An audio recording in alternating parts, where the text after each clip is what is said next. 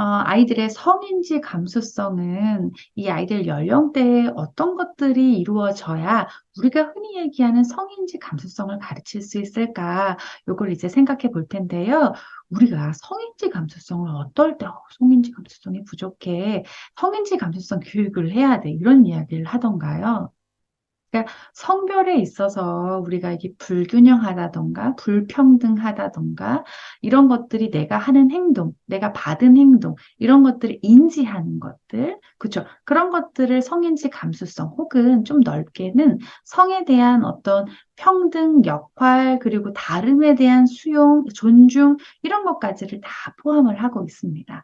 그렇다면 우리 아이들이 지금 현재 이 원에 다니는 아이들의 그 연령대에 맞게끔 성인지 감수성을 높여주는 것은 다름이 아니라 내가 사회적인 관계 속에서, 그건 이제 어린이집이죠. 어린이집 속에서 내가 충분히 나로서 인지하고 있고, 그다음에 내가 지금 잘하고 있는 발달 심리상에서 성이라는 것을 건강하게 잘 받아들이고 있고, 그리고 다른 어떤 친구들과의 다른 점들이 있잖아요. 이런 것들을 수용하고 존중하고 하는 그 바탕의 마음들을 잘 쌓고 있는가, 이런 부분들이 지금 우리 원에 다니는 아이들에게 해당되는 과제가 아닐까 생각이 듭니다. 유아기 아이들은 성을 언제부터 인지하기 시작할까요? 그러니까 나는 남성이야, 여성이야. 아이들 아는 것 같죠? 맞아요. 알아요, 대부분.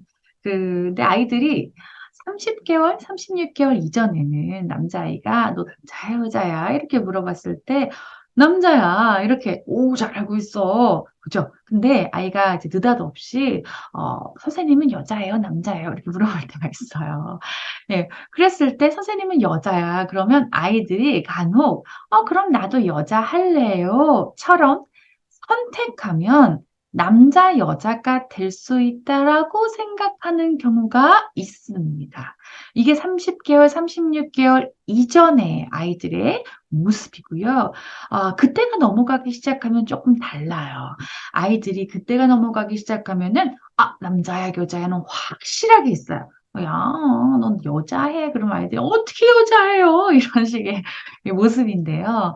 근데 아이들이 머리로는 완전히 인지하는데 이 무의식 속의 발달 심리가 재밌는 게 있는데요. 남자아이는 여자로 바뀔 수도 있어. 여자아이는 남자로 바뀔 수도 있어. 이게 있는 거예요. 그래서 갖게 되는 재미있는 두 가지의 이야기들을 해드리려고 합니다. 첫 번째는 아이들이 이게 바뀔 수도 있다라고 생각하는 공포가 있어서 그런지 자신이 알고 있는 성에 대해서 굉장히 밑줄 긋기를 하고 싶어 합니다. 무슨 이야기냐면요. 내가 남자라고 생각을 했을 때, 남자는 이런 형용사, 이런 뭐 놀이, 도구, 예, 뭐 이런 거 있잖아요. 힘이 센, 뭐 자신감이 찬, 아니면 뭐 무기를 가지고 놀아야 돼, 뭐 용감해야 돼, 뭐 파란색을 가지고 놀아야 돼. 이런 것들. 이제 여자로 치면은 뭐 분홍색, 공주놀이, 뭐 이런 것들이에요. 그런 것들이 아이들이 자신의 성에 대해서 바뀔 수도 있어 라고 생각을 해서 되게 강조하는 시기가 있습니다. 아이들이 이제 만으로 따지면 5세, 6세까지 이런 행동들을 하는데요. 그렇게 지나가면 또 땡 하고 풀리기는 해요. 근데 아이들이 이런 행동을 했을 때 우리는 어떻게 반응을 하고 어떻게 봐야 되는가 이걸 조금 이야기 나눠보려고 하는데요. 이걸 너무 부정한다거나 너무 강조한다거나 할 필요는 없습니다. 그러니까 부정한다는 건, 야, 남자도 분홍 색깔 옷 입을 수 있어. 남자도 머리 길 수 있어. 여자도 트럭 운전수가 될 수 있어. 이런 것들이죠. 그러니까 네가 또 잘못된 거야. 이렇게 하는 거. 그런 것들이 이제 부정하는 거죠. 이 심리는 아이들이 조금 있으면 달라지기 시작해요. 그래서 제가 가정에서도 아이들이 어느 정도 연령이 차고 나서 이런 역할에 대한 평등 교육을 하세요. 근데 아이들마다 또 이게 센 아이가 있고 그렇지 않은 아이가 있어요. 보통 자기 표현이 굉장히 분명하고 어떤 표현, 그러니까 옷이나 이런 자기가 어떤 놀이하고 자기의 정체성을 분명히 하고 싶은 친구들이 굉장히 강하게 드러나는 편이에요. 그에 반면 또 재밌는 특징 중에 하나가 바뀔 수도 있다라고 생각이 들었잖아요. 그래서 그러니까 이성의 성에 대해서 오박놀이를 하기도 합니다. 근데 약간 이게 은밀하기도 해요. 그러니까 아이들이 여자인데 남자의 놀이들을 관찰을 하고 나서 집에서 관찰을 하면서 그거를 행동을 해본다던가. 어떤 아이는 앉아서 소변을 보는 게 아니라 서서 소변을 봐본다던가. 이런 식의 모방 놀이들을 하기도 합니다. 그래서 간혹 이럴 때 부모님들이 성의 정체성에 혼란이 오는 게 아니냐, 이런 이야기들을 많이 하시는데요. 이 시기에는 아이들의 하나의 성의 특징으로 보여지고 너무 심각하게 다루지는 않습니다. 단, 상담과 관찰이 수반이 되어야 할 경우에는 이 아이가 가정의 남성에 대한, 얘가 만약에 남자아이예요. 남성에 대한 혐오가 굉장히 심해요. 그러니까 아빠라던가 뭐 남자 선생님이라던가 이런 거부감과 혹은 두려움이 너무 심하고 이 아이가 남자아이인데 남자의 정체성을 절대 취하려고 하지 않는 거죠.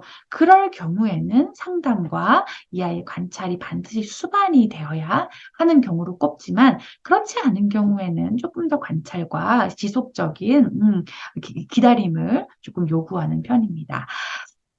이제 가정에서 보통 아이들이 성에 대한 인지 감수성을 가지고 들고 오거든요. 아까 같은 경우에 제가 말씀드린 뭐 분홍색, 뭐 파란색 이런 것들을 어린이집 교사 선생님들이 얘기를 안 하셔도 그쵸?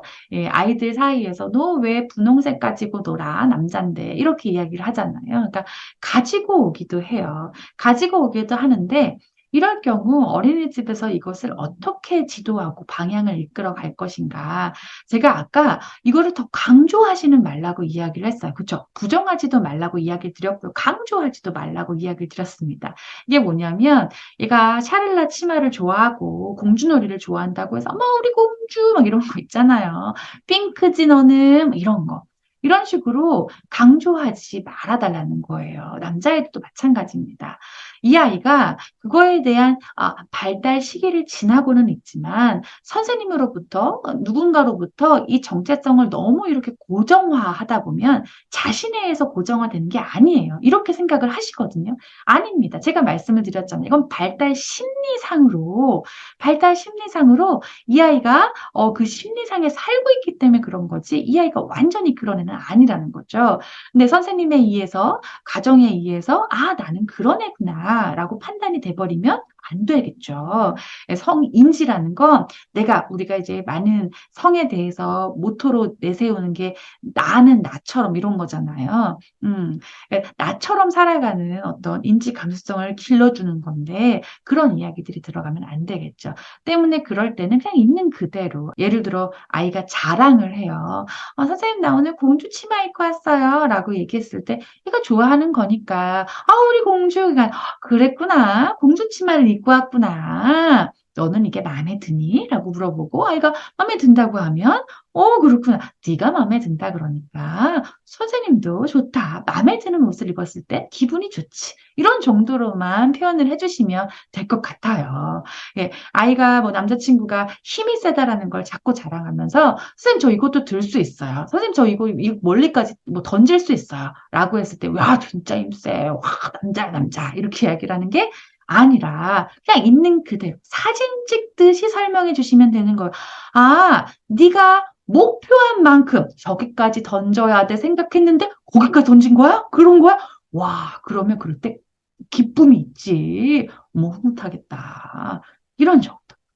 아시겠죠? 그래서, 이런 정도의 피드백을 해주시면 좋을 것 같고요. 또 하나는, 간혹 이제 가정에서 아이의 성을 이제 성 역할에 이제 안경이 이제 씌어져서 부모님들이 걱정을 많이 하실 때가 있어요. 그럴 수 있죠. 그러니까 우리가 딸 같은 경우는 이렇게 왈가닥이라 가지고 막 남자하는 놀이들만 해서 좀 앉아 있어야 되는데 이렇게 그러니까 남자친구들 같은 경우는 얘가 뭐 도정 정신이 없어서 소심해서 뭐 이런 것들 있잖아요. 그런 것들에 대한 걱정을 참 많이 하실 때가 있습니다. 걱정하실 수 있죠. 아무래도 환경이라는 것이 주어져 있는 우리가 살아왔던 문화가 있기 때문이죠. 하지만 제가 아까 말씀드린 것처럼 이 아이는 기질적인 거는 변하지 않거든요. 성인지 감수성에서 가장 중요한 건 내가 가진 어떤 기질적인 요소, 내가 가진 자원을 굉장히 미워하고 굉장히 한심하다고 생각하는 게 아니라 난 그런 면이 있구나 라고 받아들이는 거예요. 어, 내가 나를 받아들여야 타인을 받아들일 수가 있어요. 그래서 아이들이 만약에 하고 있는 행동에 대해서 부모님이 굉장히 불만과 혹은 걱정이 많으시면 가정에서 좋은 피드백을 받아볼 리가 없어요. 그렇죠? 그렇기 때문에 우리 선생님들께서 아이에게 그 갖고 있는 장점에 대해서 장점과 단점은 붙어 있어요, 선생님들. 그죠? 그래서 아까 전에 말씀드린 예시에서 뭐 아이가 도전 정신이 없어요. 좀 약간 머뭇머뭇 되는 거죠. 그러니까 좀 관찰하고 이게 정말 안전한 것인지 내가 할 수 있는 건지 가늠을 하는 거에서 신중한 거죠. 이런 친구들은 관찰력도 높고 그죠? 섬세합니다. 굉장히. 그래서 아이들이 어떤 그러한 감각으로, 장점의 감각으로 어떤 활동에서 과정 중에 보이는 것들이 있단 말이죠. 그래서 그런 칭찬들을 하는 거, 어머, 이걸 꼼꼼하게 하나하나 적어보려고 했구나, 라고 하는 것들. 어머, 선생님은 발견 못했는데 네가 그걸 발견을 했구나. 너는 잘 볼 수 있는 눈을 가지고 있구나. 이런 것들. 그래서 아이들의 상담을 할 때도 부모님께 그런 이야기들의 뭐 불만이나 고민들은 맞아 그럴 수 있어요. 그렇기 때문에 아이가 갖고 있는 장점에 대해서 설명을 드리면서 그래서 어린이집에서 이런 피드백을 굉장히 많이 하고 있다. 그럴 때 어떤 표정을 짓고 어떤 행동을 하려고 한다. 이런 이야기들을 조금 들려주시면 가정에선 도우미 혹은 어린이집에선 한 어른에게 그런 피드백을 받아본 거잖아요. 너무너무 중요합니다. 어떤 친구들은 좀 이제 큰 아이들은 이제 이 초등학교 들어갈 때도 기억해요. 어린이 선생님이 내가 이런 걸 했을 때 이렇게 말했는데 기억하거든요. 이게 성인지 감수성의 아주 기초가 되는 겁니다. 마지막으로 성인지 감수성에 대해서 타인에 대한 존중, 다른에 대한 이야기, 이걸 할 때 아이들은 이 시기에 선생님들도 이제 경험해 보시면 아시겠지만 공감 능력이 아주 높고 그렇지는 않아요. 아무래도 아직은 자기중심성이 더 높단 말이에요. 얘네들이 이제 좀 더 커서 이 원을 떠나고 초등학교 가야 이 공감 능력이 아주 좀 구체화되어지고 유연해지는 어떤 한 3학년쯤 되면 그렇거든요. 그렇기 때문에 지금 이 시기에 그 아이는 어떤 마음이었을까 막 이런 구체적인 이야기보다 어떻게 설명을 해주시면 좋으냐면 상대방이 싫어하면 안 하는 거야. 혹은 아이들이 이게 좋네, 싫네라고 하는 어떤 투닥투닥거림이 있으면 서로 좋고 싫은 게 다를 수 있어. 근데 너는 이게 좋은데 얘는 이걸 좋아해서 그게 조금 서로 달라서 이야기 그럴 수 있어. 이게 서로 다르거든. 이렇게 이런 정도로 선생님이 직접적으로 설명해 주시면 좋고요. 타인에 대한 공감이나 이런 것들을 아이가 스스로 발휘해서 요하거나 그렇게 하는 게 아니라 그냥 아이들이 머리로 외우는 거예요. 사람마다 좋아하는 게 서로 다르구나. 이런 것들은 그냥 가볍게 평상시에 이야기해 보셔도 좋을 것 같아요. 예를 들어, 뭐, 가을이 되어서, 가을에 나오는 과일에 대해서 오늘 알아보는 거예요. 이 과일 중에 너희들이 제일 좋아하는 과일 있어? 뭐 이런 것들. 색깔 중에 좋아하는 색깔이 있어? 뭐 이런 것들. 다 다르겠죠. 선생님들도 다르시고. 그러면, 와, 우리 색깔도 서로 좋아하는 게 다르구나. 좋아하는 것들은 서로 달라. 이런 것들. 이런 것들이 사실 일상생활 속에서 아이들이 놀이를 같이 하려고 했을 때 얘는 이 놀이가 싫다, 자기가 하는 놀이를 하고 싶다라고 했을 때 서로 하자, 말자, 뭐 이런 투닥거림으로 이어질 수 있겠죠. 그러면 너는 이걸 같이 하고 싶은데 얘는 이걸 좋아하지 않고 얘는 좋아하는 놀이가 따로 있어서 그래서 속상하구나. 이런 것들. 그래서 이렇게 일상생활 중에 은연중에 아이들이 서로의 의견이 다르고 같이 할 수 없음에 대한 받아들임을 경험으로 쌓아가는 게 사실 성인지 감수성의 상대에 대한 다름, 인정, 존중, 수용, 아주 기초적인 겁니다. 이렇게 쌓아 올라가야 초등학교 시기에 좀 더 이게 구체화된다거나 아이들이 뭐 연애를 한다거나 이런 시기에 머무르게 되면 이런 것들이 바탕이 되었는가 그렇지 않았냐에 따라서 아이들의 행동과 아이들의 지금 생각하는 방향은 좀 달라지겠죠.